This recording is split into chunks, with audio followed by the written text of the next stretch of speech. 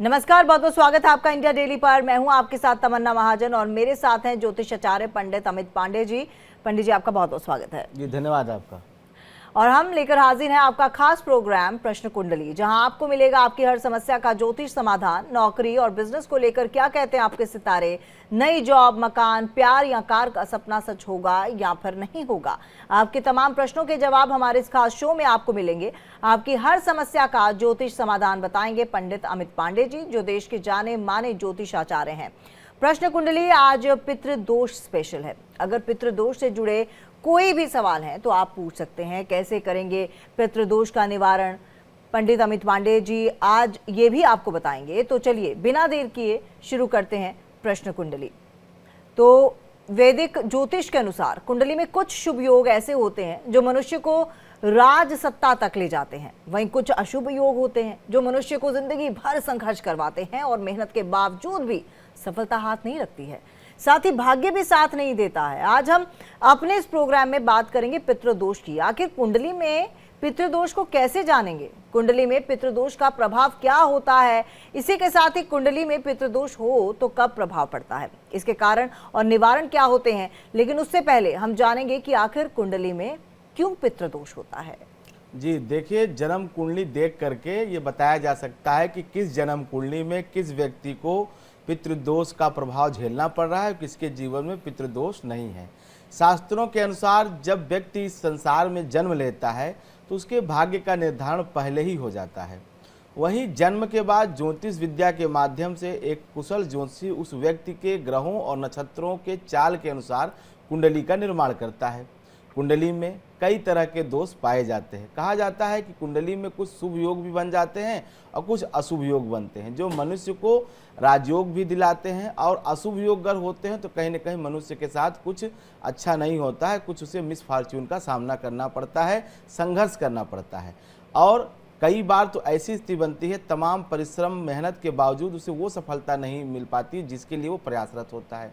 इन्हीं अशुभ योगों की कड़ी में एक योग होता है जिसका नाम है पितृदोष। आपने इसका नाम पहले भी सुना होगा। ज्योतिष शास्त्र में पितृदोष को वैसे अशुभ कारक माना जाता है, दुर्भाग्य का कारण माना जाता है। जिन लोगों की कुंडली में यह पितृदोष बनता है उन्हें तमाम तरह की परेशानियों से जूझना पड़ता है। पितृदोष होने पर व्यक्ति के जीवन में कई तरह के संघर्ष के रास्ते देखने पड़ते हैं। पितरों का अभिप्राय, पहले आप योग को समझिए, पितर है क्या। तो पितृ शब्द पिता से बना हुआ है और पितरों से अभिप्राय व्यक्ति के पूर्वजों से है, जो पितृयोनि को प्राप्त हो चुके हैं। आपके अपने ही कुल गोत्र के लोग, अपने ही परिवार के लोग, उन्हीं को पितर कहा जाता है। ऐसे सभी पूर्वज जो आज हमारे बीच में नहीं है, परंतु मोहवश या यह कहा जाए कि असमय मृत्यु को प्राप्त होने के कारण आज भी मृत्यु लोक में भटक रहे हैं, अर्थात उनकी गति नहीं हुई है। ऐसे ही पूर्वज, ऐसे ही लोगों के कारण से जो हमारे पूर्वज हैं पितृदोष का निर्माण करते हैं, हमारी जन्म कुंडली में पितृदोष दिखाई देता है। ये तो पितृदोष का कारण है। और उन आत्माओं को मोक्ष नहीं प्राप्त होता है, उन आत्माओं की शांति नहीं होती है। और उन सभी आत्माओं की शांति के लिए पितृदोष का निवारण उपाय किया जाता है। ये पूर्वज जब स्वयं पीड़ित होते हैं, पीड़ित होने के कारण पितृयोनि से मुक्त होना चाहते हैं, उस योनि से जो उनके लिए पीड़ा कारक है मुक्त होना चाहते हैं, परंतु जब आने वाली पीढ़ियां, मतलब उनके लोग उन्हें भुला देते हैं, उन्हें भूल जाते हैं, उनके निमित्त पिंड आदि क्रिया नहीं करते हैं, तो पितृदोष की एक प्रक्रिया उत्पन्न होती है। अब ये कब और कैसे बनता है, कुछ छोटी बातें बताता हूँ। जैसे नवम भाव पर जब सूर्य और राहु की युति हो, जन्म कुंडली में नवा भाव भाग्य का होता है, पिता का होता है, हमारे जो है भविष्य का होता है। और वहाँ जब सूर्य राहु की युति हो रही हो तो ऐसा समझिए कि जन्म कुंडली में कहीं न कहीं पितृदोष का योग बन रहा है। ज्योतिष शास्त्र के अनुसार सूर्य और राहु जिस भी भाव में बैठते हैं उस भाव के सभी फल को नष्ट कर देते हैं। व्यक्ति की कुंडली में एक ऐसा दोष है जो सब दुखों के एक साथ देने की क्षमता रखता है, क्योंकि सूर्य जो है वो हमारा आत्मा का कारक है, हमारे कहीं न कहीं हमारे आत्मबल को दिखाता है। और इसी जब सूर्य की पीड़ा होती है प्रमुख, क्योंकि सूर्य हमारा पिता है, आत्मनः कारकस आत्मजः, जो हमारी आत्मा का कारक है वो हमारा आत्मज है। आत्मज मतलब होता है जो हमारा पिता है। तो सूर्य आत्मा का कारक है और हमारी आत्मा उत्पन्न हमारे पिता से हुई है, इसलिए सूर्य जो पिता का कारक होता होता है कुंडली में, और वह जब पीड़ित होता है तो कहीं न कहीं पितृदोष जन्म कुंडली में उत्पन्न होता है। तो चलिए, पितृदोष आखिर होता क्या है ये तो हमने जान लिया, लेकिन ऐसा करते हैं कि अब पंचांग को लेकर भी आपसे पूछ लेती हूँ कि आज का पंचांग क्या कहता है। देखिए, पंचांग के बारे में आज जो तारीख है 4 फरवरी 2025 का समय है, और 4 फरवरी 2025 दिन है आज जो है मंगलवार का दिन है। इसके साथ साथ 4 फरवरी 2025 दिन मंगलवार, तिथि जो है प्रातः काल के समय सप्तमी तिथि रही और अष्टमी तिथि कल सुबह लग जाएगी। नक्षत्रों की बात करूं तो अश्विनी नक्षत्र है, शुभ योग है, गर करण है, और सबसे अच्छी बात यह है कि आज अश्विनी नक्षत्र के साथ साथ आज एक अच्छी बात यह है कि आज भद्रा है, और भद्रा परेशान करने वाली भद्रा नहीं कही जाएगी। इसके साथ साथ अमृत सिद्ध योग 7:08 से शुरू हो चुका है। अभिजीत मुहूर्त की बात करूं तो दोपहर के 12:13 से लेकर के 12:57 तक रहने वाला है, जो कि सब शुभ कार्यों के लिए ठीक है, उत्तम है। दोपहर के 12:13 से 12:57 तक ये अभिजीत मुहूर्त है, ये बहुत शुभ मुहूर्त है सभी के लिए। जो भी कोई शुभ कार्य करना चाहते हैं तो ये अच्छा है।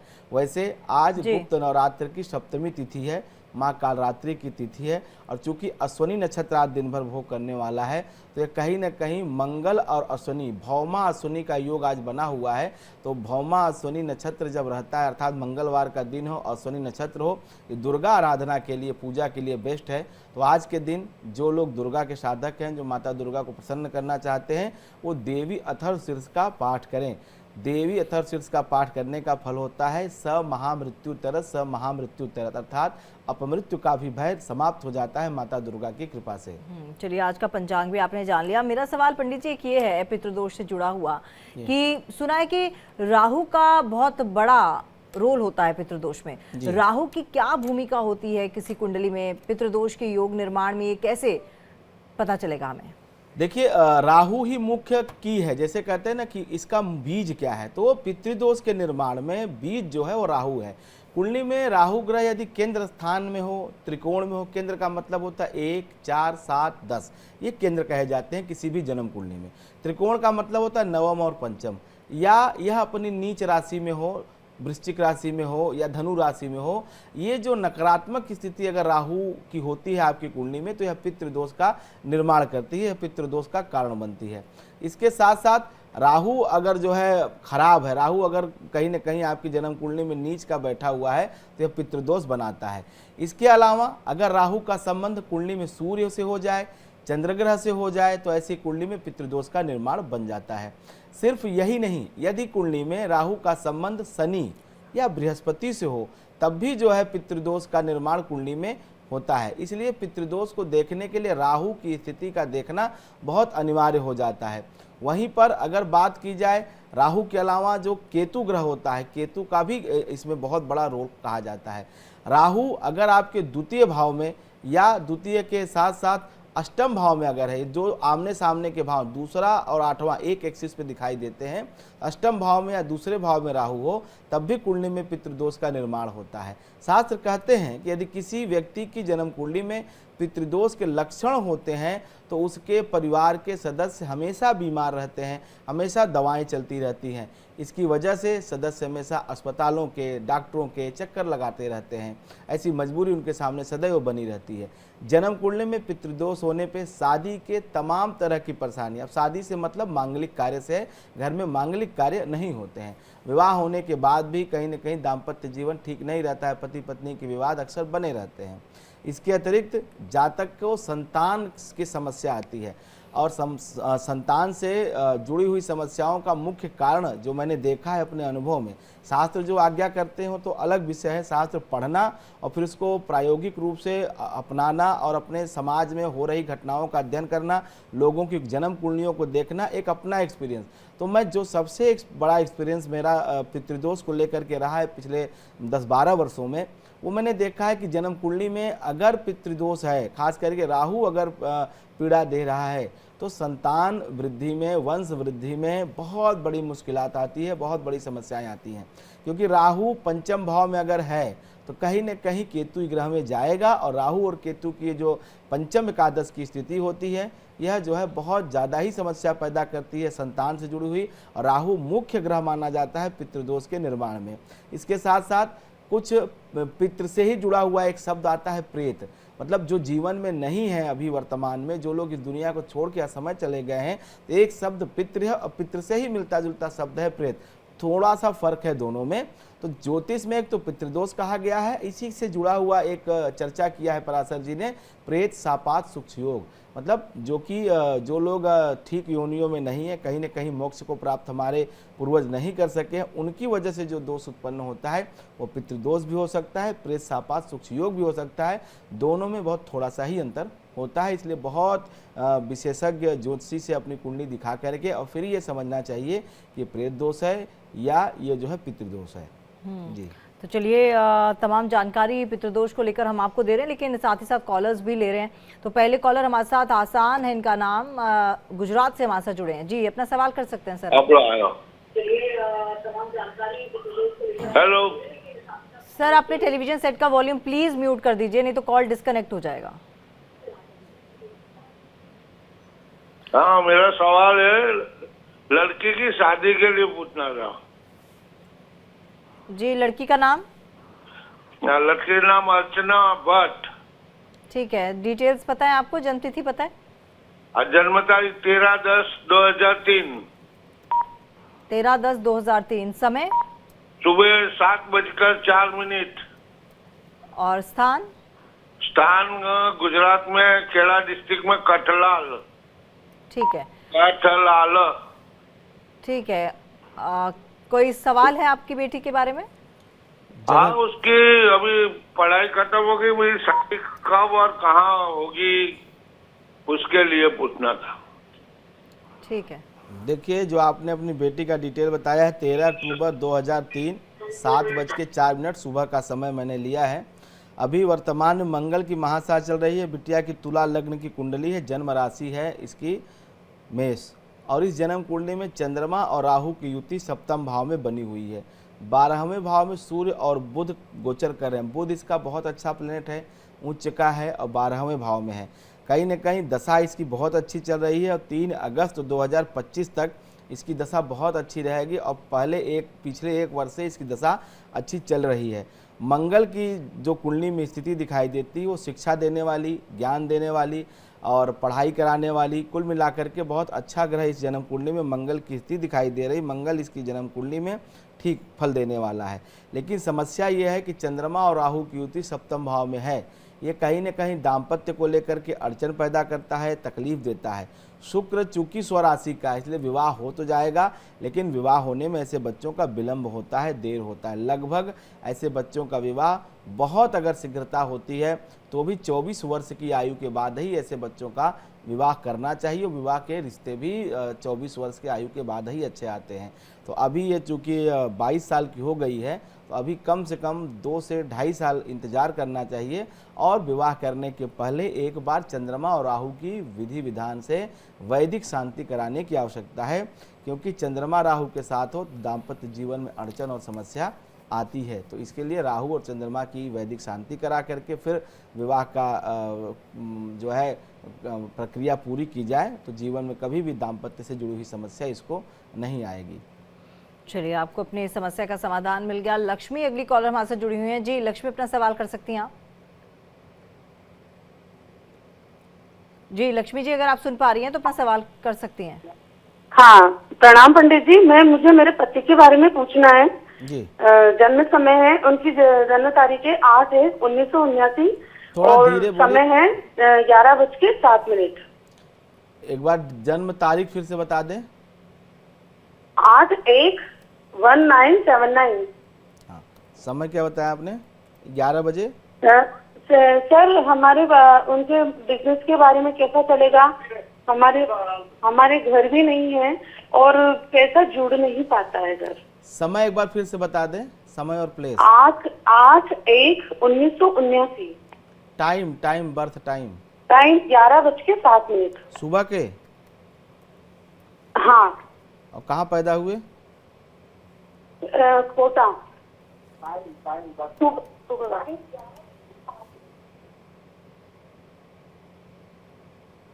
देखिए, जो आपने अपने पतिदेव का जन्म तारीख बताया 8 जनवरी 1979 1979 11/7 सुबह कोटा का, मीन लग्न की जन्म कुंडली है और लग्नेश बृहस्पति इनका उच्च का होकर के पंचम भाव में बैठा हुआ है। भाग्यशील व्यक्ति हैं, परिवार अच्छे कुल खानदान में जन्म हुआ, लेकिन पिछले 12 वर्षों से जो इनकी जन्म कुंडली में स्थिति बनती हुई दिखाई दे रही है, वो कहीं न कहीं तमाम तरह के संघर्ष के बावजूद, पैसे आने के बावजूद भी जो मनोइच्छा है वो पूरी नहीं हो पा रही है। उसका कारण सिर्फ इतना है क्योंकि इनकी जन्म कुंडली में जो लाभेश है, जो आयेश है, शनि, जो जीवन में सफलता या उपलब्धि का जो एक मापदंड है कि एक तो होता है हमने क्या कमाया और एक होता है हमने क्या बनाया। ये कुंडली में दो अलग बातें समझनी चाहिए। तो कमाया तो बहुत, इसमें कोई दो राय नहीं कि दशा अच्छी चल रही है, लेकिन बनाया क्या, उपलब्धि क्या है, वो जीरो है। उसका कारण क्या है? क्योंकि आय का स्वामी, लाभ का स्वामी, प्राप्ति का स्वामी वो जो है छठे गया हुआ है, अपने भाव से खटाष्टक योग कर रहा है। तो एक सुंदर कांड का पाठ आपके पति देव के लिए आप ही करना शुरू कर दीजिए रोज। तो निश्चित रूप से ये जो आप अभी कंप्लेन कर रहे हैं कि पैसे नहीं जुड़ते हैं या मकान नहीं बना पा रहे हैं या अपने लिए कोई सुख साधन की व्यवस्था नहीं कर पा रहे हैं, वो कंप्लेन आपका बंद हो जाए। क्योंकि शनि जैसे ही उसकी अशुभ फल मिलना समाप्त हो जाएगा, रुक जाएगा, तो बृहस्पति इतना अच्छा है इस जन्म कुंडली में वो सब कुछ देने में सामर्थ्य है। कमाते बहुत अच्छा है क्योंकि पंचम का बृहस्पति बहुत आर्थिक तरक्की देता है और ईमानदारी से और मेहनत का धन देता है। तो परिश्रमी व्यक्ति हैं, पैसे भी आ रहे हैं, लेकिन उसकी उपलब्धि चूंकि जीरो है, वो इसलिए शनि कहीं न कहीं पीड़ा दे रहा है। तो शनि की शांति के लिए सुंदरकांड का पाठ, हनुमान जी की उपासना आप नियमित करना शुरू कर दें, जरूर आपको लाभ मिलेगा। तो चलिए आगे बढ़ते हैं, कॉलर्स लगातार जुड़ रहे हैं। अभी एक सवाल ले लेते हैं। सवाल मेरा ये है कि कुंडली में पितृदोष हो तो क्या प्रभाव होता है? देखिए, कुंडली में जब पितृदोष होता है तो उसके कुछ खास प्रभाव दिखाई देते हैं। जैसे किसी कुंडली में पहले घर में अगर सूर्य की स्थिति है अथवा एक से अधिक अशुभ ग्रह का मतलब हो गया राहु हो गया, शनि हो गया, अगर ये स्थिति बन रही है तो उसका प्रभाव कुंडली के पहले घर से ही पितृदोष बनता है। अब पहला घर क्या है? पहला घर हमारी आत्मा है, हमारा शारीरिक स्थिति है, पिता का कहीं न कहीं स्थान है, उसके शरीर से जुड़ा हुआ मामला है। इसलिए जातक को किसी न किसी प्रकार की शारीरिक समस्या का सामना करना पड़ता है। चूँकि लग्न हमारा शरीर है, हमारा चेहरा, हमारा मुखमंडल है। जातक को कोई गंभीर नेत्र की शिकायत भी हो सकती है अगर सूर्य वहाँ शुक्र के साथ बैठा है तो, और राहु साथ में है। दोष के अत्यंत गंभीर होने पर जातक कभी कभी दृष्टिहीन अर्थात अंधा भी हो सकता है। जातक को शारीरिक रूप से बेहद कमजोर दिखाई देता है। अगर कुंडली के दूसरे भाव की बात करें, दूसरा भाव जो कि धन का भाव है, कुटुंब का भाव है, कुंडली का दूसरा स्थान, यह अगर पीड़ित हो गया तो यह अगर इस स्थान पे पितृदोष के ग्रह बन रहे हैं, जैसे राहु बैठा हुआ है चंद्रमा के साथ, तो कहीं न कहीं जीवन भर व्यक्ति गरीबी में या यूँ कहें आर्थिक समस्याओं का सामना करता रहता है। जातक को दैनिक जीवन की जरूरतों को पूरा करने के लिए भी बार बार कर्ज का सहारा लेना पड़ता है। जन्म कुंडली के तीसरे भाव की बात करें, तीसरे भाव को कहा जाता है हमारा पराक्रम, हमारा पुरुषार्थ, हमारे छोटे भाई बहन, और ये बहुत प्रमुख होता है पितृदोष को देखने के लिए। अगर यहाँ पे राहु सूर्य या राहु शनि की युति है तो ऐसे में पितृदोष कहीं न कहीं जातक के जीवन में उथल पुथल मचा देते हैं। भाई बंधुओं से विरोध होना, कहीं न कहीं जातक का पराक्रम फल नहीं होता है, जो मेहनत करता है उसका फल नहीं मिलता है। पैतृक संपत्ति को लेकर के विवाद होता है, वह प्राप्त होने में कष्ट बना रहता है।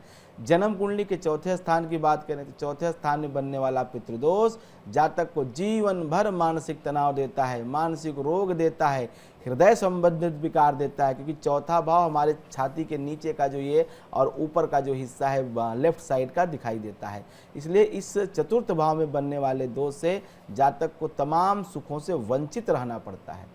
जन्म कुंडली का पंचम स्थान संतान का भाव होता है, शिक्षा का भाव होता है। अगर यहाँ राहु बैठे, यहाँ राहु के साथ कोई और पापक ग्रह या मान लीजिए बृहस्पति ही बने, जो गुरु चांडाल भी बनाता है और पितृदोष का भी निर्माण करता है, तो ये इस स्थान में यदि पितृदोष बना है तो जातक को संतान का सुख नहीं होता है। इसके साथ साथ एकेडमिक कैलेंडर भी खराब होता है।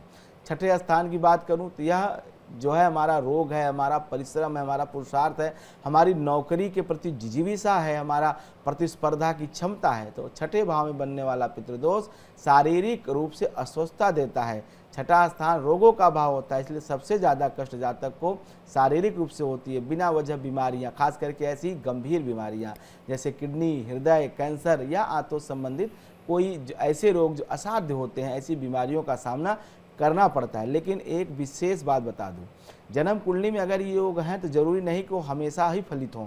वो तभी फलित होते हैं जो योग कारक ग्रह हैं, जो उस कुंडली में इस दोष को बना रहे हैं, उन दोष को उत्पन्न करने वाले ग्रहों की जब महादशा अंतरदशा आएगी, या यूं कह लिया जाए जब मार्केश की दशा आएगी, लग्न द्वितीयेश और सप्तमेश की दशा आएगी, तभी ये बुरे फल फलित होंगे। अन्यथा अगर उन ग्रहों की दशा नहीं आनी है तो उसका वह प्रभाव, वह फल नहीं दिखाई देगा जो बुरा प्रभाव पितृदोष का दिखाई देता है। बिल्कुल। और इसी तरह से देखिए, जैसे पंडित जी बता रहे हैं, आगे हम उपाय भी आपको बताएंगे, लेकिन सवाल ये भी है पंडित जी, क्योंकि कुंडली में 12वें और 8वें भाव का पितृदोष में कहते हैं कि बहुत बड़ी भूमिका होती है, तो उस भूमिका को लेकर क्या कुछ कहेंगे आप? देखिए, वैसे जो पराशर जी ने बृहद पराशर होरा शास्त्र लिखा है और जो पितृदोष की लबोलाब कहानी है वो 8वां और 12वां है। उसके पीछे रीजन बताता हूँ तमन्ना जी। 12वां भाव हमारा कहा जाता है, एक तो व्यय का भाव है, दूसरा भाव इसके साथ साथ ये है कि 12वां भाव हमारे पूर्व जन्म का भाव है। पूर्व जन्म, अब आप समझिए कि पूर्व जन्म होता क्या है।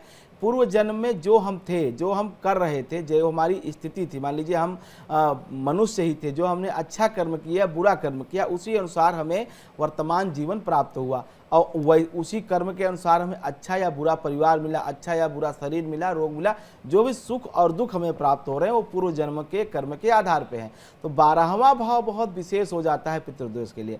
और अष्टम भाव क्या है? अष्टम भाव हमारा मृत्यु है, और मृत्यु के बाद ही नया जीवन मिलता है, और नए जीवन के बाद ही जो है आखिरी गति मृत्यु होती है। इसलिए 8वां और 12वां ये बहुत महत्वपूर्ण है हमारे पितृदोष के योग को देखने के लिए। इसमें भी 12वां कहीं ना कहीं बहुत महत्वपूर्ण। एक आपको अच्छी बात बताता हूँ, किसी जातक की जन्म कुंडली में अगर केतु 12वें हैं तो ऐसे लोगों को मोक्ष मिलता है। मोक्ष अर्थात उनकी आत्मा की गति हो जाती है, क्योंकि केतु जो है वह आध्यात्मिक ग्रह, आध्यात्मिक चेतना को जागृत करता है, और केतु जब 12वें जाता है तो मोक्ष देता है, मतलब उस आत्मा को सदगति देता है। दूसरी बात है, अगर आत्मकारक ग्रह किसी जातक की जन्म कुंडली में केतु से संबंध बनाए तो वह आध्यात्मिक पुरुष होता है या आध्यात्मिक महिला होती है। उसके अंदर स्वस्फूर्त आध्यात्मिक चेतना होती है। कई जन्मों का ये जो है उनके ऊपर एक किया हुई साधना उनकी फलित होती है, और ये हर जन्म उनके साथ चलती है। तो केतु का बहुत महत्वपूर्ण रोल है 12वें भाव से। अब रही बात 8वें घर में बनने वाले पितृदोष की, तो 8वें घर में अगर पितृदोष बन रहा है तो कहीं न कहीं यह जातक की आयु को कम कर देता है। इसके साथ साथ जातक को जीवन में कई बार दुर्घटनाओं या भयंकर शारीरिक कष्टों का सामना करना पड़ता है। 8वां भाव हमारे कमर के नीचे का भाव होता है, तो इससे जुड़े हुए, कमर के नीचे से जुड़ी हुई बीमारियां, कोलन से जुड़ी हुई बीमारियां जो है लोगों को लग जाती हैं अगर 8वां भाव दूषित हो। 12वें भाव की बात करें तो 12वें स्थान को, जैसा मैंने पहले कहा, ये हमारा पूर्व जन्म है। हमारा जो है पूर्व जन्म में हम क्या थे वो बता सकते हैं 12वें भाव को देख करके। तो 12वें स्थान में अगर पितृदोष का निर्माण होता है तो जातक को पारिवारिक सुख से वंचित कर देता है। पारिवारिक सुख मतलब होता है पत्नी, बच्चे, माता पिता, उसके जो है भाई बंधु, तो उससे जो परिवार का एक सुख होता है, जो परिवार के लोग सहायता करते हैं, खड़े रहते हैं, उसका सुख नहीं होता है अगर 12वां भाव पीड़ित हो या 12वें भाव में पितृदोष का निर्माण हो रहा है। शनि या मंगल राहु के साथ अगर वहाँ बैठे हुए हैं। कुंडली में 12वें स्थान में बनने वाले पितृदोष से जातक को आय से अधिक खर्च करना पड़ता है। छोटे छोटे कार्यों में भी इतना अधिक खर्च करना पड़ता है कि उनका आर्थिक संतुलन खराब हो जाता है। घर में पैसे से कई बार जो है समस्याओं का सामना करना पड़ता है। पैसे से अधिक खर्च के रास्ते बन जाते हैं, क्योंकि 12वां हमारा व्यय है। व्यय मतलब आपने जो 11 भावों से प्राप्त किया, जैसे लग्न हो गया, द्वितीय हो गया, तृतीय, चतुर्थ, पंचम, खर्च, सप्तम, अष्टम, नवम, दसम, एकादश, ये सब हमने पाया तो कहाँ जा कर के हमने आहुति दे दी? 12वें भाव में। जीवन हमारा लग्न से शुरू होता है और 12वें पे समाप्त होता है। तो ये बहुत समझने की बात है। ज्योतिष जो दिखता है अगर वैसे ही पढ़ा समझा जाए तो बहुत कठिन विद्या नहीं है, बशर्ते आप अपनी समझ को बिल्कुल सामान्य रूप से समझें। बहुत कठिन मान करके और बहुत अधिक ग्रहों को या उसमें बहुत ज़्यादा अधिक सूत्रों को लगाने की आवश्यकता नहीं। 12वां हमारा व्यय है, व्यय का मतलब है खर्च हो जाना। तो जो आपने 11 भावों से प्राप्त किया और सबको खर्च कर देने की जो क्षमता है वो 12वें भाव में है। तो द्वादश भाव में अगर पितृदोष या जो है राहु और बृहस्पति, शनि, मंगल, ये जो ग्रह राहु के साथ अगर बैठे और इससे अगर दोष दिखाई देता है तो पहला लक्षण होगा कि आर्थिक स्थिति खराब होगी और दूसरा लक्षण ये होगा कि परिवार के लोग उससे प्रेम नहीं रखेंगे, अनुराग नहीं रखेंगे और उसे पारिवारिक सुख नहीं मिलेगा। प्रायः ऐसे लोग बाल्यकाल में घर छोड़ देते हैं, घर से दूर रहते हैं, संन्यास्त का जीवन जीते हैं और कभी कभी अगर बृहस्पति भी खराब हो जाए और सूर्य भी ठीक न हो जन्म कुंडली में तो जिंदगी भर भटकते रहते हैं। कभी एक पक्का आशियाना, घर, आवास अपने लिए नहीं बना पाते हैं। तो 12वां भाव अगर पीड़ित है तो कहीं न कहीं ये जातक के जीवन से बहुत बुरा फल देने वाला और अपने जीवन में सुख की कमी कर देता है।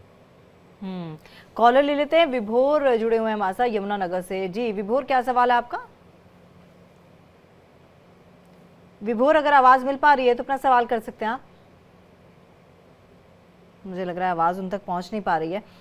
सवाल एक और ले लेते हैं। कुंडली में कुल 12 भाव होते हैं, 8वें और 12वें भाव की स्थिति आपने स्पष्ट कर दी, तो अन्य भावों में बनने वाला पितृदोष जीवन में क्या परिणाम देता है, किस तरह की समस्याओं का सामना करना पड़ता है, ये आप बताइए। देखिए, जैसा कि हमने अभी पहले ही बताया कि 1 से लेकर के जल्दी जल्दी बात आई, लेकिन सप्तम स्थान और जो नवम है, दसम, एकादश, इसकी चर्चा बताता हूँ। जैसे सप्तम स्थान क्या है? 7वां स्थान है हमारा वैवाहिक जीवन, हमारा दाम्पत्य सुख, हमारा प्रेम का सुख। ये जो सारी चीज़ें हैं जो एक गृहस्थ के लिए बहुत अनिवार्य होती हैं, सारे विषय जो है सप्तम स्थान से देखे जाते हैं। 7वां भाव कुंडली में कहीं न कहीं उर्वरक होना चाहिए, फर्टाइल होना चाहिए। अगर सप्तम स्थान पीड़ित है तो जीवन आगे नहीं बढ़ता है, कहीं न कहीं जीवन रुक जाता है। अगर सप्तम स्थान में पितृदोष बन रहा है, पितृदोष का मतलब जैसे राहु चंद्रमा के साथ हो, राहु सूर्य के साथ हो, राहु मंगल के साथ हो, तो यह कहीं न कहीं बहुत बुरा होता है ऐसे जातकों के लिए। कहाँ बुरा होता है? सप्तम स्थान में बनने वाला पितृदोष जातक के वैवाहिक जीवन को प्रभावित करता है। जिसकी कुंडली में 7वें भाव में अगर पितृदोष बन रहा है तो कहीं न कहीं उसका सीधा प्रभाव उसके जीवन साथी के स्वास्थ्य पे दिखाई देता है। अव्वल बात तो होती है अगर मंगल राहु साथ में है तो विवाह ही नहीं होता है। दूसरा, मैंने महिलाओं की जन्म कुंडली में थोड़ा यहाँ मैं फ़र्क कर देता हूँ, महिला और पुरुष की कुंडली में थोड़ा सा फर्क होता है।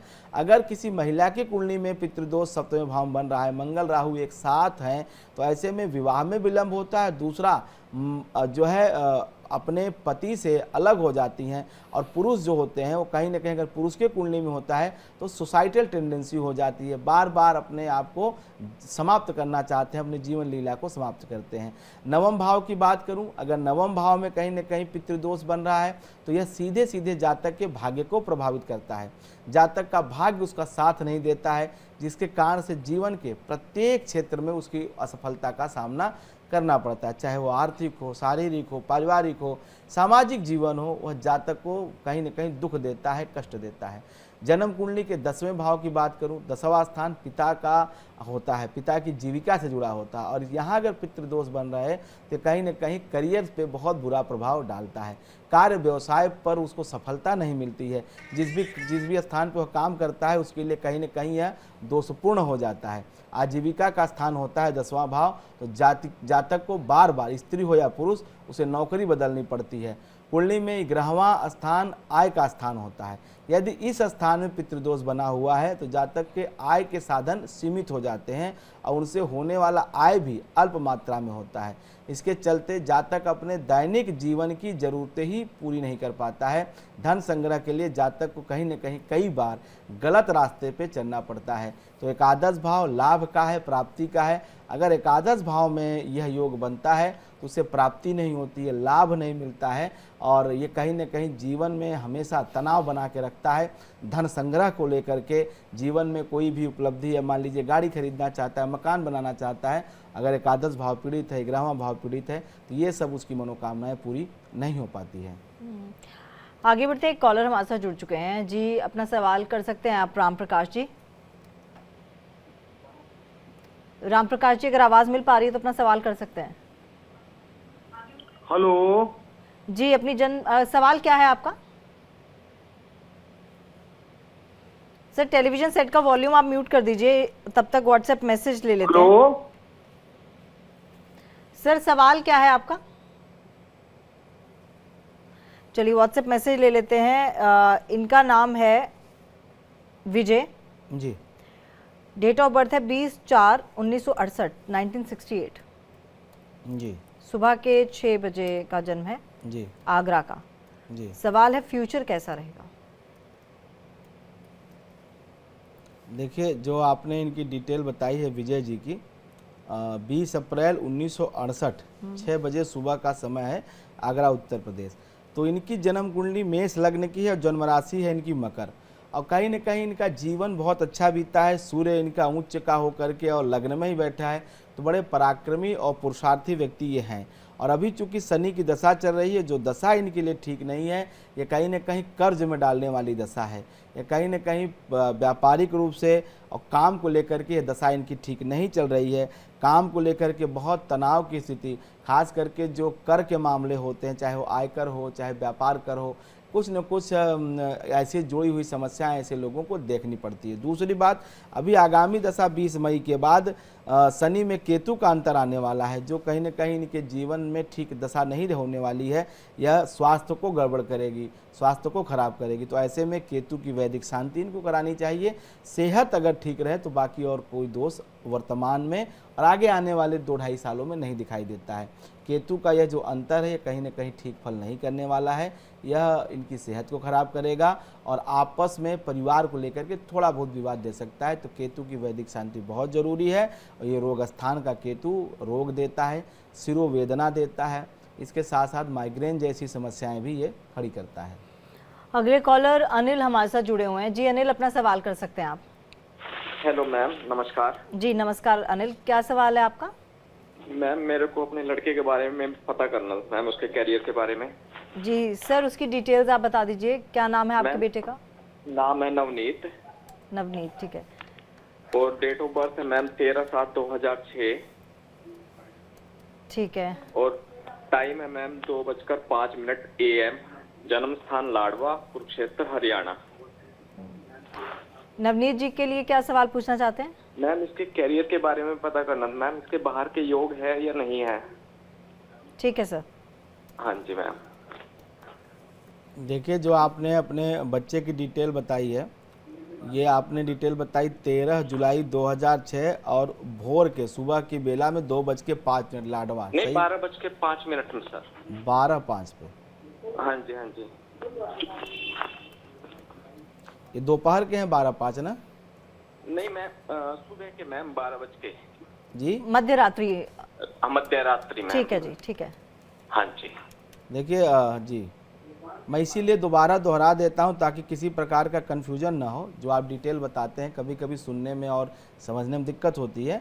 13 जुलाई 2006 और मध्य रात्रि 0:05 का जन्म है लाडवा का। आपने पूछा विदेश जाने का योग है कि नहीं। नवम भाव का स्वामी मंगल, भाग्य भाव का स्वामी, वह इसके चर राशि में अर्थात कर्क राशि में गया हुआ है पंचम भाव में। देखिए, बिल्कुल योग है जाने का, विदेश ये बच्चा जाएगा। दूसरी बात, भाग्य और करियर से जुड़ी हुई बात बता दूं कि अभी राहु की दशा चल रही है और राहु इसकी जन्म कुंडली में मीन राशि में लग्न में बैठा हुआ है। और वही राहु जब नवांश में देखता हूं तो सिंह राशि में गया हुआ है। ये राहु का दशा जो इसका चल रहा है ये ठीक नहीं है।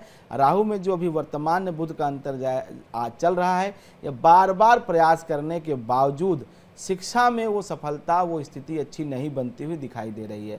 और सारा जो दिक्कत है वो पढ़ाई से ही जुड़ा हुआ है।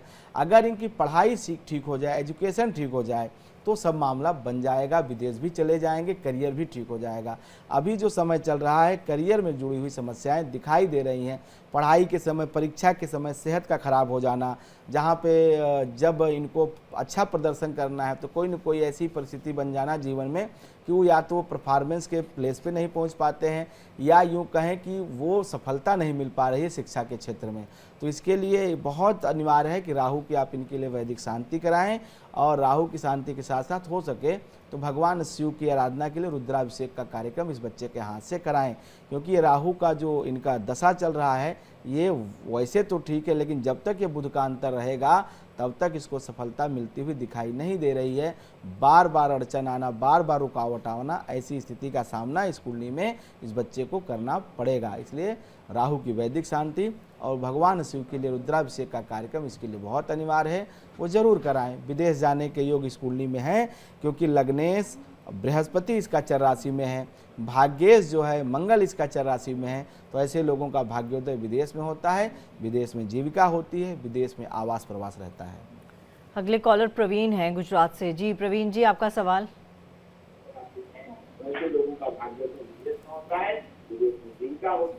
प्रवीण जी, आप अपना टेलीविजन सेट का वॉल्यूम म्यूट कर दीजिए, दोबारा आपके पास लौटेंगे, तब तक एक सवाल ले लेते हैं, क्योंकि बहुत सारे कॉलर्स होते हैं जिनको अपने सवाल पूछने होते हैं, समस्याएं सभी के जीवन में है, इसलिए आपसे आग्रह है कि आप प्लीज टेलीविजन सेट का वॉल्यूम म्यूट कर दिया कीजिए। पंडित जी, मेरा सवाल ये है कि कुंडली में पितृदोष के क्या कारण होते हैं, साथ ही पितृदोष को खत्म करना हो तो उसके उपाय क्या है ताकि जीवन सुखमय बना रहे। देखिए, पितृदोष के कारण में तमाम कारण अभी मैंने कार्यक्रम की शुरुआत में बताया, लेकिन पितृदोष उत्पन्न होने के अनेक कारण हो सकते हैं। कुछ कारण तो मैंने आपको कुंडली देख करके बताई, लेकिन कुछ जो भौतिक कारण हैं जो हमें दिखाई देते हैं, मतलब ये तो एक ज्योतिषी बता सकता है जन्म कुंडली देख कर, लेकिन कुछ आप भी जान लीजिए, हर इंसान को ये बात समझ में आती है, दिखाई। जैसे किसी जातक के, किसी व्यक्ति के परिवार में कोई अकाल मृत्यु हुई हो, परिवार में इस प्रकार की जब घटनाएं होती हैं और एक से अधिक बार हुई हो, मतलब एक होती है एक घटना तो नैसर्गिक है, नेचुरल, लेकिन एक से अधिक बार हुई हो, तो कहीं न कहीं यह पितृदोष का ही कारण होता है, या पितरों का विधि विधान से श्राद्ध नहीं किया जा रहा हो, उनके हक अंश नहीं दिया जा रहा हो, पिंडदान इत्यादि कर्म नहीं किए जा रहे हैं, तब पितृदोष का निर्माण होता है। धर्म कार्यों में पितरों को याद न किया जाता हो, जैसे हमारे यहाँ परंपरा है कि जब पूजा होती है तो देवताओं के साथ साथ पितरों का भी जो है आवाहन किया जाता है। परिवार में धार्मिक क्रियाएं संपन्न नहीं होती, मतलब बहुत दिन तक हो जाता है, लोग एक आहुति भी नहीं डालते हैं, तो इसकी वजह से भी पितृदोष होता है। धर्म के विपरीत परिवार में जब कोई आचरण कर रहा हो, जब कोई अनैतिक आचरण कर रहा हो, परिवार के किसी सदस्य के द्वारा कोई ऐसी गौ हत्या जैसे कर्म अगर हो गए हो, कोई ऐसा मतलब बुरा कर्म हो गया जाने अनजाने में, तो यह जो है पितृदोष का कारण बनता है। और दूसरा जो सबसे बड़ा पितृदोष का कारण मैंने जन्म कुंडलियों में देखा है, वह भ्रूण हत्या का कारण बनता है। यह बहुत बड़ा कारण है, जब भ्रूण हत्या होती है बहुत पितृदोष का योग बनता है, पूरा परिवार इससे पीड़ित होता है। जन्म कुंडली में नवम भाव जो होता है वह हमारा भविष्य है। भविष्य का मतलब फ्यूचर। 3 भाव होते हैं जो मुख्य होते हैं, लग्न मतलब आज, जो हमारा पंचम भाव में है प्रारब्ध, और जो नवम भाव है वो हमारा भविष्य, अगला जीवन आने वाला। और अगर यहाँ पे सूर्य और राहु की स्थिति एक साथ प्रकट हो जाए, साथ साथ रहे, तो कहीं न कहीं यह पितृदोष का सबसे अधिक बुरा फल इसी भाव से दिखाई देता है। नवम भाव क्योंकि पिता का भाव है और पिता का कारक सूर्य है, और सूर्य और राहु के साथ जब युद्ध करता है तो उसको पीड़ित करता है, सूर्य को ग्रहण करता है, जिससे आयु की बात हो जाए, तरक्की की बात हो जाए, धर्म की बात, ये सारी चीज़ें सूर्य से देखी जाती हैं।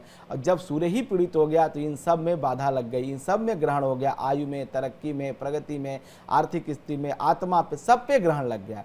इस प्रकार जब राहु जैसा पापी ग्रह अपने अशुभ छाया किसी भी ग्रह पे डालता है, खास करके सूर्य चंद्रमा पे, तो इस ग्रहण योग के साथ साथ पितृदोष भी बनता है, और पितृदोष बहुत बुरा फल करता है।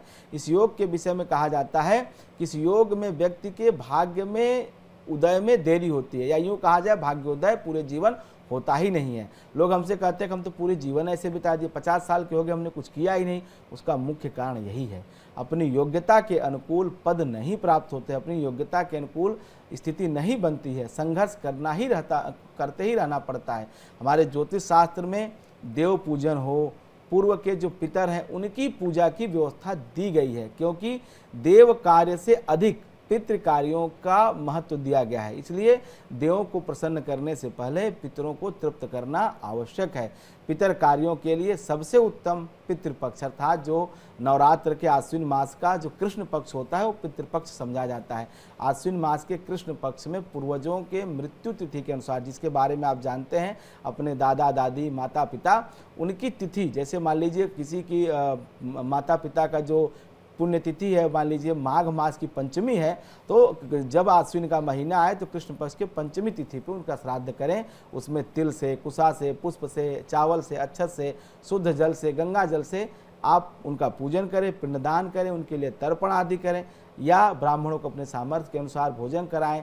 आप भंडारा करें, फल वस्त्र दक्षिणा इत्यादि दान करने से पितृदोष की शांति होती है। और कृष्ण पक्ष जो होता है आश्विन मास का, एक विशेष ध्यान रखना चाहिए कि जिन व्यक्तियों को अपने पूर्वजों की तिथि ही न मालूम हो गोलोकवास की, तो ऐसे में आश्विन मास की अमावस्या के दिन पूर्ण विधि विधान से सबके निमित्त, चाहे दादा दादी माता पिता नाना नानी, सबकी शांति के लिए उस दिन आप पिंडदान कर सकते हैं। इस तिथि के सभी ज्ञाता ज्ञात जितने भी आपके पूर्वज हैं सबके लिए आप जो है पिंडदान कर सकते हैं, सबके लिए आप तर्पण कर सकते हैं। तो जो ये वर्ष में एक बार, जिसे पितृ अमावस्या या पितृ विसर्जन की अमावस्या कहा जाता है, उस तिथि पे आप ये पिंडदान की क्रिया कर सकते हैं। क्योंकि आपने ये तमाम विधि विधान बताया पितृ दोष से मुक्त होने का, क्या कोई और आसान उपाय है जिससे पितृदोष से मुक्ति मिल सकती हो? देखिए, ये जो मैंने अभी उपाय बताए ये वैदिक रीति नीति के उपाय हैं। वैदिक रीति नीति से करने से फ़ायदा ये होता है कि सद्य फलदायी हो जाता है। लेकिन कभी कभी क्या होता है कि आज आधुनिक युग के लोग दिल्ली मुंबई बड़े बड़े शहरों में रहते हैं, तो इस तरह की क्रियाओं को करना लगभग मुश्किल होता है। एक तो ऐसे विद्वान का क्योंकि पास जाना और ऐसे विद्वान लोगों का मिलना, क्योंकि हमारे यहाँ कहा जाता है कि जो देवता होते हैं वो मंत्रों से प्रसन्न होते हैं। अगर आपको देवताओं की आराधना करनी है तो मंत्र अच्छे से बोलिए, लेकिन अगर आपको पितरों को प्रसन्न करना है तो पितरों को प्रसन्न करने का एकमात्र उपाय है कि आप पिंडदान ठीक से करिए। और पिंडदान करने के लिए किसकी विभक्ति का ज्ञान होना चाहिए। विभक्ति मतलब संस्कृत के व्याकरण में विभक्ति आती है, मतलब जो आप संकल्प बोल रहे हैं, जो आप पिंडदान कर रहे हैं, उसमें जो आप व्याकरण का प्रयोग कर उसमें कोई गलती की गुंजाइश नहीं है। क्योंकि मंत्र प्रसन्ने देवता, भाव प्रसन्ने तो ईश्वर, और विभक्त्या प्रसन्ने तो पितरो। विभक्ति से ही पितर की प्रक्रिया पूरी होती है। क्यों? क्योंकि जैसे कहा जाता है ना कि भाई हम लेटर भेज रहे हैं किसी को, अगर उस पर सही पता नहीं लिखा है तो वह लेटर सही जगह कभी जा ही नहीं सकता है। इसलिए कर्मकांड में सबसे कठिन प्रक्रिया अगर कुछ होती है तो पितृकर्म की होती है, और उसे किसी व्याकरणी से जो बहुत व्याकरण का अच्छा ज्ञाता हो, पितृकर्म का ज्ञाता, उससे ही कराना चाहिए। अब रही बात जो हर मानव कर सकता है, जिसमें किसी ज्ञान की आवश्यकता नहीं है, किसी विशेष पूजा पाठ के सामग्री की आवश्यकता नहीं, वो सरल और आसान उपाय बताता हूँ। आप पीपल के वृक्ष की पूजा करें। पीपल के वृक्ष की पूजा करने से भी पितृदोष की शांति होती है। इसके साथ साथ जब सोमवती अमावस्या आए, सोमवती अमावस्या का मतलब होता है अमावस्या तिथि के दिन सोमवार पड़े, ऐसी सोमवती अमावस्या के दिन दूध की खीर बना करके और अपने पितरों को अर्पित करें और उसका कुछ प्रसाद कुछ भाग लोगों में वितरित करें। इससे भी पितृदोष में कमी आती है और पितृ वो खीर और वो दूध खा करके तृप्त होते हैं, क्योंकि आत्माएं क्षुधा तृप्त नहीं होती है, जिसकी वजह से वो पीड़ित होते हैं और अपने ही परिवार के लोगों को तकलीफ और कष्ट देते हैं। फिर प्रत्येक अमावस्या को एक ब्राह्मण के भोजन, या अगर आप अच्छी स्थिति में हैं, अच्छी आर्थिक स्थिति है, तो आप भंडारा कर सकते हैं अपने पितरों के निमित्त। हो बढ़िया भोजन बंटवाइए, चावल हो गया, सब्जी हो गया, पूड़ी हो गया, जो आप कर सकते हो करिए। इसके साथ साथ कुछ दान दक्षिणा वस्त्र आप जरूर दें, इससे पितृदोष की शांति होती है। प्रत्येक अमावस्या के दिन गाय के उपलों की अगर धुनी लगा करके उसमें आहुति दी जाए, आहुति के साथ साथ मान लीजिए आप उसमें कुछ देसी घी से साथ साथ अगर गुग्गुल का प्रयोग करते हैं तो उससे भी जो है आपको कहीं न कहीं पितृदोष में शांति मिलती है। इसके साथ साथ आप खीर का नैवेद्य जरूर समर्पित करें अमावस्या तिथि के दिन, कहीं न कहीं लाभकारी होता है। लेकिन खीर जो है वो दक्षिण की दिशा की तरफ जो बालकनी हो या छत हो वहाँ ऊपर ले जाके रखें। इससे पितरों को वह जो है जो भी आपने भोग नैवेद्य लगाया है उन्हें मिलेगा। आप भोग लगाने के साथ उनका आवाहन करिए और उनसे जो आपसे अब तक गलती हुई है उससे कर्मों की क्षमा याचना करें, इससे जरूर लाभ मिलेगा। इसके साथ साथ सूर्य जब उदय हो, सूर्योदय के समय किसी आसन पर खड़े होकर को सूर्य को निहारें, इससे भी कहीं न कहीं आपकी मानसिक शक्ति मजबूत होती है, आत्मशक्ति बलवती होती है, और प्रार्थना करने से, गायत्री मंत्र का जप करने से सूर्य मजबूत होता है। और सूर्य अगर मजबूत हो गया तो कहीं न कहीं ये पितृदोष को कम करता है, उसको रोकता है। इसके साथ साथ अगर सूर्य आपकी कुंडली में मजबूत है तो माणिक्य भी आप धारण कर सकते हैं, लेकिन यह कुंडली में सूर्य की स्थिति पर निर्भर करता है। सोमवती अमावस्या के दिन पितृदोष निवारण के लिए आप पूजा कर सकते हैं, पिंडदान की क्रिया कर सकते हैं। यह भी करने से पितृदोष में लाभ मिलता है, पितृदोष से मुक्ति मिलती है। ये वैदिक और लौकिक दोनों उपाय मैंने आपको बताएं। अमावस्या के दिन आप 11, 21 जो है संख्या में, विषम संख्या में आप जो है पीपल के वृक्ष का वृक्षारोपण कर सकते हैं, क्योंकि कहा जाता है कि एक वृक्ष 10 पुत्रों के बराबर होता है।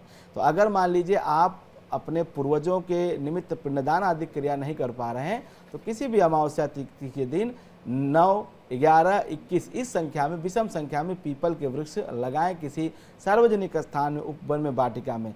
अगर मान लीजिए आप ऐसे दंपति हैं कि आपकी कोई संतान नहीं है और आपको लगता है कि आपकी दुनिया से जाने के बाद कोई भी आपका पिंडदान इत्यादि क्रिया नहीं करेगा, तो आप अभी अपने जीवन काल में ही आप जो है अधिक से अधिक वृक्षारोपण करें, क्योंकि वृक्ष की जो है लकड़ी हो, चाहे वृक्ष के पत्ते हों, चाहे वृक्ष के फल हों, कहीं न कहीं ये सभी जो है परोपकार में लगते हैं।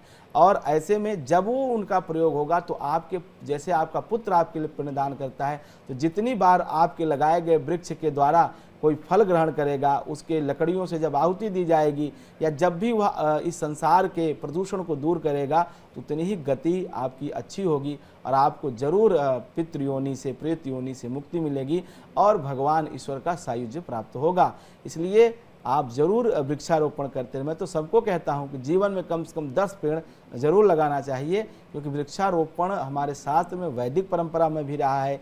आदिकाल से ये परंपरा रही है। वर्तमान में चूंकि आधुनिकता में लोग भूल गए हैं, लेकिन फिर भी अगर आप ये पुराने जो हमारे सिद्धांत हैं उनका पालन करेंगे तो वर्तमान जीवन भी सुखी होगा, आगामी भविष्य भी हमारा अच्छा बनेगा। चलिए एक कॉलर ले लेते हैं। कॉलर काफी देर से हमारे साथ जुड़े हैं। जी, आप अपना सवाल कर सकते हैं। हेलो जी जी सर, क्या नाम है आपका? ये प्रवीण रंजन चतुर्वेदी बोल रहा हूँ।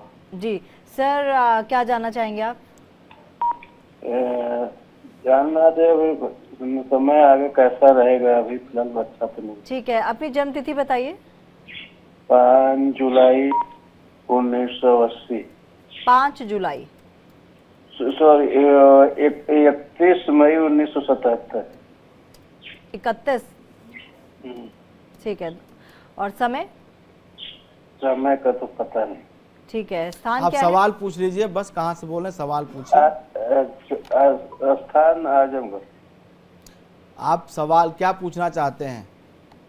बोले अभी समय ठीक नहीं चल रहा, आगे समय कैसा रहेगा जी देखिए, अभी आपका समय 2026 जनवरी तक ठीक नहीं दिखाई दे रहा है, और सबसे बड़ी प्रॉब्लम आपके जीवन में पैसे और परिवार को लेकर के है। एक तो आर्थिक स्थिति ठीक नहीं है, जितना भी कोष आपने रखा था सब खर्च हो गया है, पैसे की दिक्कत दिखाई दे रही है प्रश्नकाल के हिसाब से। क्योंकि चंद्रमा अभी आगे अच्छा है, इसलिए मैं ऐसा कह सकता हूँ कि जनवरी 2026 के बाद आपको लाभ मिलेगा, आर्थिक स्थिति थोड़ी सी अच्छी होगी। लेकिन अभी पिछले 1.5 वर्षों से जो स्थिति मुझे दिखाई दे रही है, यह कई बार आर्थिक चोट आपको लग चुकी है।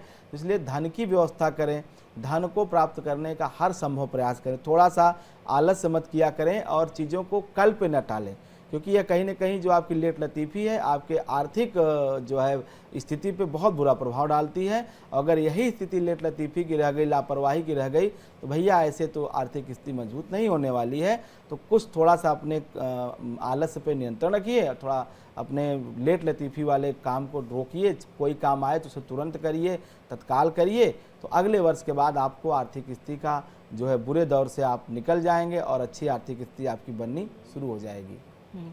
पंडित जी, एक मेरा सवाल भी है, क्योंकि आपने बताया कि पितृदोष को कैसे दूर किया जाए, फिर उसके बाद आपने ये भी बताया कि आसान उपाय क्या है। कई लोग क्या करते हैं कि जब श्राद्ध होते हैं तो उनका मानना है कि आप दान कर दीजिए, अच्छी जगह पर जाके दान कर दीजिए, गरीबों में खाना बांट दीजिए या कपड़े बांट दीजिए। क्या इससे भी प्रभाव कम होता है या नष्ट होता है पितृदोष का? देखिए, पितृदोष का बिल्कुल कम होता है, क्योंकि जो आपकी पूर्वज हैं अब वो तो चले गए यहाँ से, वो है नहीं। अब उन्होंने जो भी शुभ कर्म किए हैं उसके अनुसार उनकी गति है, उसमें आपका कोई रोल नहीं है। लेकिन जैसे मान लीजिए वर्तमान की बात करें, आपका कोई रिश्तेदार है, कोई आपका परिवार सदस्य, अगर वो बीमार होता है तो आप उसके लिए क्या करते हैं? आप उसके शारीरिक कष्ट को स्वयं तो नहीं भोग सकते, आप कितना ही उससे प्रेम करते हो, बहुत मोह करते हो। एक माँ अपने बच्चे को सर्वाधिक प्रेम करती है, लेकिन फिर भी वो बच्चा जब पीड़ा में होता है, दर्द में होता है, उसकी पीड़ा 1 मिनट के लिए नहीं ले पाती है, प्रेम होने के बावजूद। तो वही जो वर्तमान जीवन है वैसे ही उस जीवन को भी समझना चाहिए। बस फ़र्क है कि यहाँ पे ये जो है 6 फीट की शरीर होती है, और वो जो जीवन है, वह जो कहीं ना कहीं लोक है, उसमें जो जीव होता है वो 1 अंगुष्ठ के बराबर होता है, ऐसे शास्त्र आज्ञा करते हैं। तो ऐसे में जो आपने कहा दान, तो दान का फायदा ये होता है, ये शुभ कर्म कहे जाते हैं। जैसे मान लीजिए आपने कोई अन्न का दान किया, कोई आपने जो है वस्त्र का दान किया, किसको किया? जरूरतमंद को, किसी ऐसे को जो भगवान से मांग रहा है, जो ईश्वर से मांग रहा है, हे प्रभु आज मेरे भोजन की व्यवस्था कर दीजिए, और आपने जा करके उसके भोजन की व्यवस्था कर दी। तो कहीं ना कहीं आपने ईश्वर का काम किया, और यही ईश्वर का जो चक्र है, जो एक दूसरे को बांध के रखता है, पेड़ को, पौधों को, छोटे जीवों को, फिर स्तनधारियों को, फिर मानव को। तो यह जो जीवन चक्र है, इसके आप एक हिस्सा हैं। तो अगर आप यहाँ ये शुभ कर्म करेंगे तो आपके पितर जिस भी लोक में, जिस भी योनि में, जहाँ भी हैं, उन्हें जरूर ईश्वर जो है, जैसे आपने उसकी मदद की है तो उसकी भी मदद कोई ना कोई करेगा। और वो कौन होगा? वो ईश्वर के ही रूप होते। वैसे कहा जाता है कि हम सब में ईश्वर का वास होता है, तो इसलिए ये दान के कर्म, ये शुभ कर्म करते रहना चाहिए। इससे आपका भी कल्याण होता है, आपके पूर्वजों का भी कल्याण होता है। हाँ, अब रही बात स्पेशली करना है तो अमावस्या तिथि के दिन करना चाहिए, शास्त्र आज्ञा करते हैं। अमावस्या तिथि के दिन आप जाइए और कहीं भी जहां आपको ज़रूरतमंद लगे कि नहीं इसको नीडी है, इसको ज़रूरत है, चाहे वस्त्र की, चाहे भोजन की, जो भी उसकी ज़रूरत है उसकी आप मदद करिए। निश्चित रूप से आपके पितरों को अच्छी गति मिलेगी, सदगति प्राप्त होगी। और अगर बच्चा कुछ अच्छा करता है तो सबसे ज़्यादा खुशी उसके माता पिता, उसके कुल के, उसके परिवार के ही लोग होते हैं। तो आप उनके संतान हैं, आपके वो पूर्वज हैं। अगर आप कुछ अच्छा करेंगे तो उसका अच्छा लाभ आपके पूर्वजों को जरूर प्राप्त होगा। चलिए कॉलर लेते हैं। संतोष नाम है इनका, जनकपुरी से हमारे साथ जुड़े हुए हैं। जी संतोष जी, क्या सवाल है आपका? पंडित जी नमस्कार। जी नमस्कार। तो अपनी बेटी के भविष्य के बारे में जानना था कि मतलब उसका कैरियर किस फील्ड में है और उसकी शादी कब तक होगी? जी अपने बेटी की जन्मतिथि बताइएगा। मेरी बेटी का नाम है वंशिका, जन्म तिथि है 2/11/2007 और टाइम है 5:04 सुबह। नहीं 2/11/2007 और समय क्या बताया? 5:04 सुबह के? सुबह के, हाँ जी सुबह के। ठीक है। स्थान? स्थान नई दिल्ली। ठीक है सर। देखिए जो आपने अपनी बेटी का डिटेल बताया 2 नवंबर 2007। हाँ जी। हाँ 2 नवंबर 2007 का मैंने इसका लिया है, और समय आपने बताया है 5:04 सुबह का। इसके अनुसार इस बिटिया की कन्या लग्न की जन्म कुंडली बनती है, और अभी बुध की दशा समाप्त होने जा रही है। तो ये 15-16 साल जो भी इसके समय बीते हैं, ये बहुत अच्छे बीते हैं, बहुत बढ़िया बीते हैं, और पढ़ाई लिखाई में बहुत मतलब ठीक ठाक इसने कर लिया है। आगामी दशा केतु की आने वाली है, और केतु इसका 12वें है, शनि के साथ है। तो केतु जब 12वें जाता है तो कहीं ना कहीं ये बहुत बच्चों में, खास करके लड़कियों में मैंने देखा है, बहुत स्थिरता देता है, बड़ी गंभीरता देता है, और हर चीज़ को लेकर के बहुत सेंस देता है, एक मतलब पॉजिटिविटी देता है कि वह हर चीज़ में बहुत केयर करते हैं कि ये कहीं मुझसे गलती ना हो जाए, ये मेरे से कहीं कुछ बुरा ना हो जाए। रही बात पढ़ाई की, तो पढ़ाई में ये बहुत अच्छा करेगी। थोड़ा सा इसके जन्म कुंडली में चूंकि सूर्य नीच का है, तो जिसकी वजह से बार बार इसको जो है सेहत से जुड़ी हुई समस्याएं आती हैं। तो रविवार का व्रत इससे कराएं, और सूर्य को सुबह अर्घ दें, और सूर्योदय के बाद सोने न दें। ये 3 उपाय अगर आप करते हैं तो इसका करियर बहुत अच्छा होगा, पढ़ाई बहुत अच्छी। रही बात आप कह रहे हैं क्या करना चाहिए, तो कॉमर्स आर्ट से जुड़ी हुई पढ़ाई इसके लिए बहुत बेहतर रहेगी। वैसे ये मेडिकल के फील्ड में जाना चाहेगी, मेडिकल के लिए जिद करेगी, लेकिन मैं आपको कहूँगा कि इसको कॉमर्स से जुड़ी हुई, अर्थशास्त्र से जुड़ी हुई, आप ऐसे फील्ड से जुड़ी हुई इसको एजुकेशन कराएं, और उसमें इसका करियर होगा तो बहुत अच्छा होगा और बहुत आगे जाएगी। इसकी कुंडली में विदेश यात्रा के भी योग हैं, विदेश में बसने के भी योग दिखाई देते हैं, तो वहाँ भी आप एक प्रयास कर सकते हैं। तो चलिए, आपको अपने सवाल का जवाब मिल गया होगा। और आज जो हमारा थीम था, जो सब्जेक्ट था, वो था पितृदोष। ऐसे अलग अलग सब्जेक्ट्स के साथ, विषयों के साथ हम आपके सामने रोज़ाना आएंगे और कोशिश करेंगे कि आपके तमाम सवालों के जवाब दें। वो सवाल जो आपके जहन में चल रहे हैं अलग अलग विषयों को लेकर, या फिर वो सवाल जो आपने कॉल के ज़रिए पंडित जी से पूछें, क्योंकि पंडित जी पूरी तरीके से विस्तृत जानकारी आपको हर तरीके से देते हैं और आपके हर सवाल का जवाब देते हैं। उपाय ज़रूर कीजिए, ये मैं बार बार बोलती हूँ। पंडित जी, आपका तहे दिल से शुक्रिया, आपने इतनी अहम जानकारी हम तक पहुँचाई।